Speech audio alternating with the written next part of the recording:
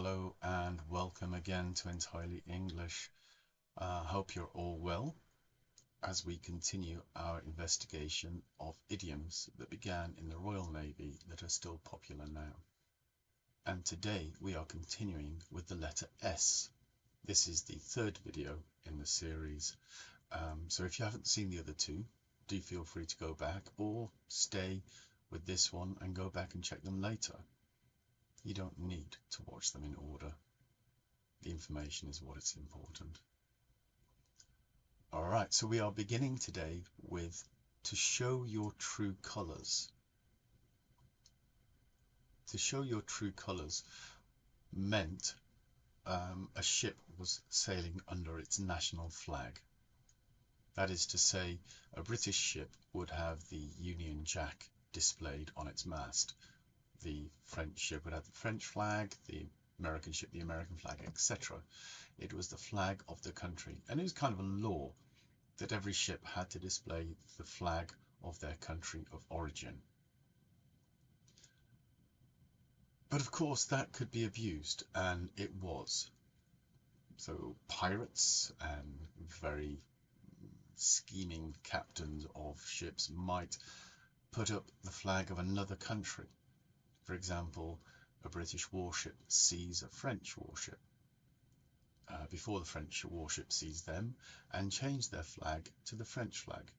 When an English lion creeps up on a nest of French foxes, he does well to wear a bushy tail. Hoist the French flag, Hector.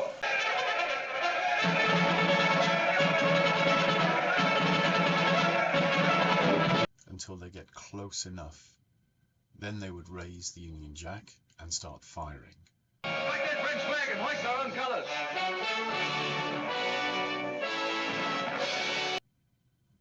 So it was a kind of camouflage. They're in disguise until they were within range. And of course pirates would do this with any national ship. It didn't matter. They would have a whole stock of different flags on board and raise them until they got close enough to start attacking. And we kind of use that in the same way these days. To show your true colours means to show your true self. So you might say, Johnson seemed like such a nice guy, but as soon as trouble started, he showed his true colours. He left us in the lurch. So showing the real person. To show your true colours. Our next one is to stick to your guns.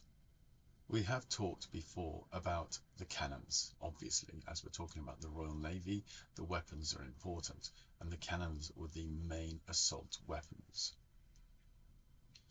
An instruction would be given to the cannon crew to stick to their guns, to stay with their cannons no matter what. If your ship is being hit repeatedly, the sides are being blown out, the people on the cannons next to you are being splattered all over the deck by a cannonball, the captain or bosun would shout, "Stick to your guns!" In other words, don't run away, don't try to hide, stay there, keep firing. And we use that phrase today to mean to stick to your principles. To stick means to adhere, like wallpaper and glue. You stick the wallpaper to the wall, it doesn't move. So you stick to your principles, you stick to your ideals.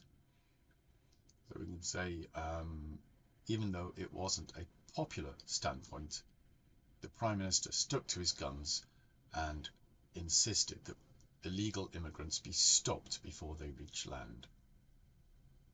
To stick to your guns, stick to your principles, not waver or change your opinions. So are you the sort of person who sticks to your guns? Is there any situation where you were tempted not to because of social pressure maybe? Stick to your guns.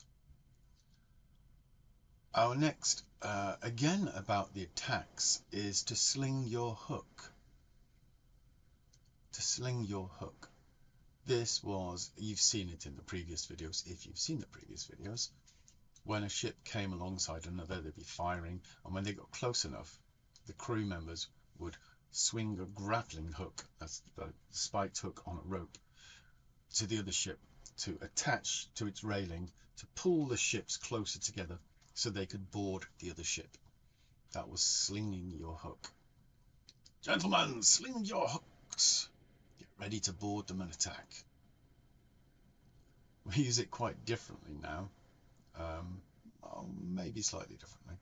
If you interpret the slinging your hook as you are hooking the other ship and then leaving your ship to go to it, that's kind of the idea we have with sling your hook now. This is a phrase most commonly used around the London area, sling your hook. It just means go away. You know, somebody saying, dive, dive, can you help me with sling your hook? Go away, get out of here. Our next one is a slight diversion from the Royal Navy. This is actually the Merchant Navy this one comes from, and it's son of a gun. Now you might hear different arguments for this one. I read somewhere that Americans claim that son of a gun is to do with gunfighters and cowboys. No, it actually again comes from the Navy, from the Merchant Navy, which is a different branch to the Royal Navy. The Royal Navy were for explorers, for military operations. The Merchant Navy were the people who carried goods from other lands, silks and spices and things like that, tea. And one of the things that the captain might do on those ships, particularly the ones that were going on long voyages for months, was they would engage, how can we put this? I think the polite phrase is ladies of the night. Women of easy virtue, prostitutes. So these women would be on board the ship to relieve the sailors, to entertain them. They might be used as a reward system. Whatever, they were on board. And obviously what might happen, what regularly did happen, was they would become pregnant.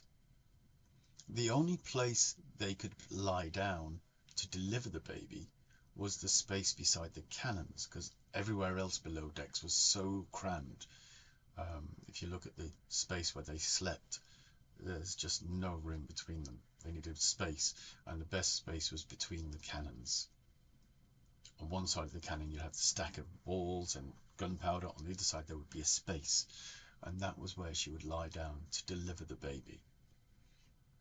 And when the captain in his log wrote down the birth date, the mother, and so forth, for the father, because they didn't know which sailor was the father, they would just write son of a gun or daughter of a gun, but son of the gun is the one we're looking at because that is the one that stayed with us. And it's used as an expletive or an exclamation. Like, it's like, good grief, golly gosh, oi, son of a gun. There is a word which is similar, but I'm loath to use it.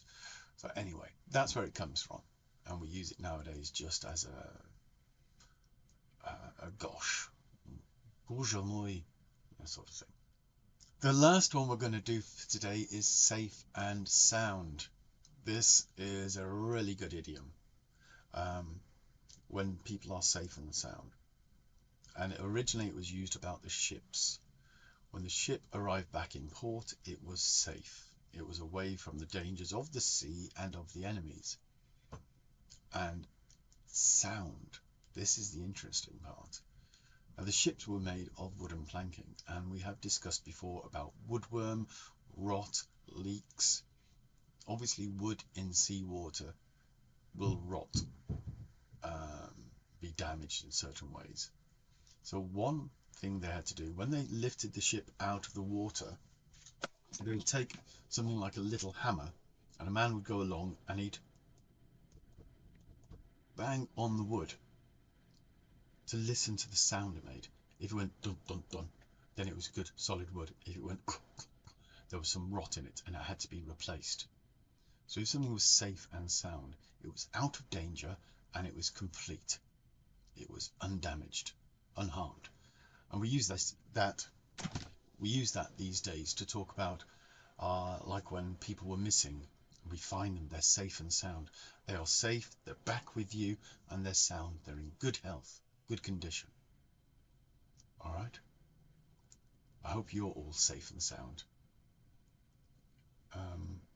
If you have any thoughts on these idioms, or you have any that you think I've missed, do pop them in the comments. I'd love to hear them. And if you're studying English, stick to your guns. Don't let anybody put you off. Don't let stress of trying to learn put you off. Keep going. Keep learning. All right? Keep safe and sound. Don't forget to like and subscribe. Do pop a comment in below.